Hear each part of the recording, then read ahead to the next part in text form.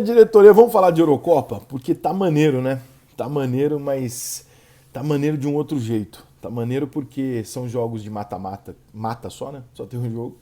Tá maneiro porque tem grandes seleções. Eu particularmente, eu adoro jogo de seleção. Eu gosto pra caralho. Qualquer torneio, Liga Africana das Nações, eu assisto a porra toda.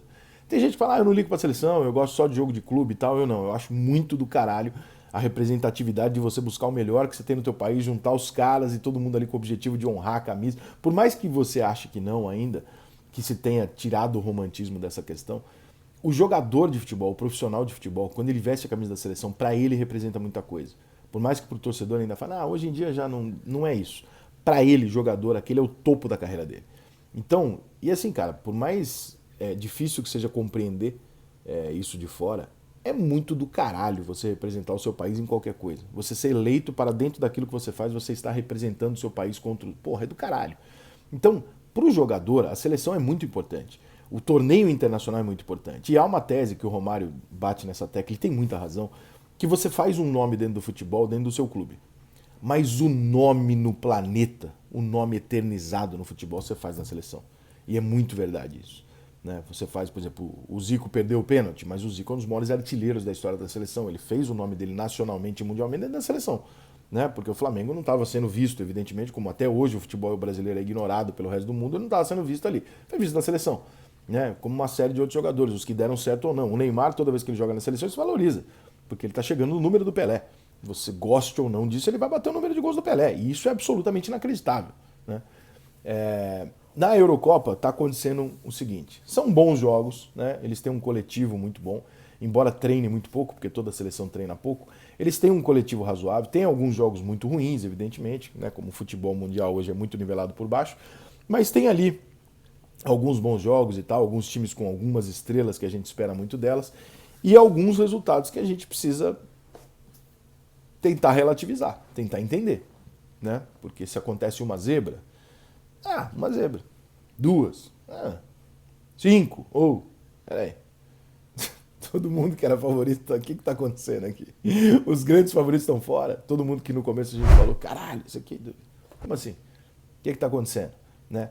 E eu acho que mais uma vez, não só como acontece no futebol brasileiro, como tem acontecido em quase todos os lugares do mundo, onde a discrepância não é bilionária, ou seja, quando você vai para um país que nem a Itália, por exemplo, nos últimos anos, ou na França, você tem um time que tem um orçamento de 1 bilhão e o outro que tem um orçamento de 200 milhões. Cara, a possibilidade de haver uma zebra é muito pequena. Embora o futebol seja nivelado e esse time já não esteja mais ganhando com 60 pontos de vantagem, esteja ganhando ali em cima da hora, né? O Paris Saint-Germain, por exemplo, teve dificuldade pra caralho esse ano, não ganhou. A Juventus já não ganhou o título consecutivo e tal. Você tem um Bayern na Alemanha que ele tem uma discrepância absurda pro segundo colocado e tal. E o Flamengo no Brasil hoje tem uma discrepância absurda, ganhou o Campeonato Brasileiro ano passado não jogando bem, contestado pela sua torcida. Por quê? Porque a discrepância é muito grande. E aí quando ela é muito grande, você pode ganhar e dificilmente você vai ter rivalidade num torneio de pontos corridos. No mata-mata, você vai ter essa rivalidade. Porque a possibilidade de 1, 2 jogos disso acontecer existe e sempre vai existir.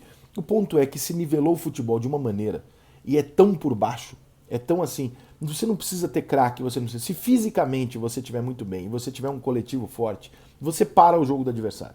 E eu sempre digo o seguinte: não importa qual é o jogo de futebol que você vai assistir. Pode ser Flamengo e Brusque. Pode ser Flamengo e um time da Série D. Uma chance de gol esse time da Série D vai ter. Uma bola, uma merda durante o jogo vai acontecer. E se essa bola entrar, você pode ganhar o jogo de 1-0. E a graça do futebol é essa. Então a gente tem aqui, por exemplo, a Bélgica eliminou Portugal. Portugal e Bélgica a gente não pode colocar como zebra para lado nenhum, porque embora Portugal seja um dos favoritos, ganhou a Euro recentemente e tal, tem o Cristiano Ronaldo e tal, a Bélgica tem uma seleção que, provavelmente é uma daquelas aberrações que vai acontecer, como aconteceu na Espanha, que teve uma seleção do caralho durante alguns anos e já voltou ao normal. Né? Já é uma seleção competitiva e ponto, não é nada de espetacular. A Bélgica deve acontecer isso. Ele vai gastar essa geração e depois dificilmente vai juntar uma geração quando é. Significa que a Bélgica vai ser campeã? Eu não sei, mas pode acontecer. Né? Como a Holanda ganhou a Euro dela, tal, pode acontecer. Até a Grécia já ganhou uma Euro, pode acontecer. Então, ela tirar a seleção de Portugal não é para mim uma aberração, uma surpresa. A Itália passar da Áustria da maneira que passou é uma surpresa, porque é a Áustria. Né? É difícil você... Não é questão de investimento. A Áustria não tem grandes jogadores de futebol.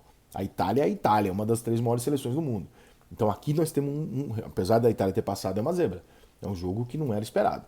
A França ser eliminada pela Suíça é uma puta zebra. Porque a Suíça é um time que dificilmente apresenta um futebol aceitável. Não jogou mal não, tá? Tá jogando até um futebol que não se espera dela. É um nivelamento. Todo mundo joga muito pouco, muito parecido. Né? E o resultado do jogo ele se torna resolvido muito no detalhe e não na discrepância técnica. A Espanha foi para a prorrogação contra a Croácia. Também não é um absurdo. A Espanha não é uma seleção das tops. Ela teve um momento e a Croácia também acabou de ter um momento. Então são duas seleções que têm um momento ali. A Suécia perder da Ucrânia. Temos uma zebrinha aqui. A Inglaterra bater a Alemanha? Temos. A Inglaterra é um time grande? Mas a Inglaterra não ganha nada. Né? E a Alemanha é a Alemanha. Né? Então a gente tem uma zebra aqui. Afinal de contas, a Alemanha não passou da primeira fase da Copa anterior. E aí você olha e pensa naquela coisa e fala assim, engraçado, quando tem um resultado negativo no Brasil, todo o trabalho foi uma merda. A Alemanha, quando a Alemanha ganhou em 2014, nós dissemos aqui no Brasil cada barbaridade, que parecia que a Alemanha tinha criado o futebol e inventado um método invencível de ter o melhor campeonato do mundo, o melhor futebol do mundo, a melhor seleção do mundo, que isso nunca daria errado. A Alemanha de lá pra cá, irmão, uma atrás da outra. Se fosse a seleção brasileira, tava tudo isso sendo contestado. Como é na Alemanha, não, faz parte do futebol. Não faz. A Alemanha passou já com aperto lá na primeira fase, teve uma derrota para a França, ok, mas o primeiro jogo de mata-mata ela está eliminada. A Holanda perdeu para a República Tcheca, não faz parte. A Holanda era um dos times que quando começou todo mundo, porra, caralho, olha a Holanda e tal, e a Holanda é time grande. A Holanda consegue ostentar com muita raridade um time que é muito grande, chega em todas as Copas, muito forte, e não ganha. Tem uma Eurocopa na história. A Holanda é um case. A Holanda merecia ter pelo menos 2 Copas do Mundo, mas por algum motivo não acontece. E a Dinamarca ganhar do País de Gales é absolutamente normal. Nós temos uma Eurocopa onde tem jogos e temos resultados que nós vimos a França ser eliminada, nós vimos a Alemanha ser eliminada, nós vimos a Itália quase ser eliminada, nós vimos Portugal eliminado, ou seja, nós vimos a vice-campeã, a Croácia, ser eliminada. Nós temos um cenário que mostra que não é só no Brasil que o nivelamento atingiu o futebol de uma maneira até ruim, que o time não necessariamente precisa ser melhor, que o time não necessariamente precisa ganhar um grande futebol, mas isso não é mais o acaso, isso já é quase meio a meio. Acontece quase que o tempo todo.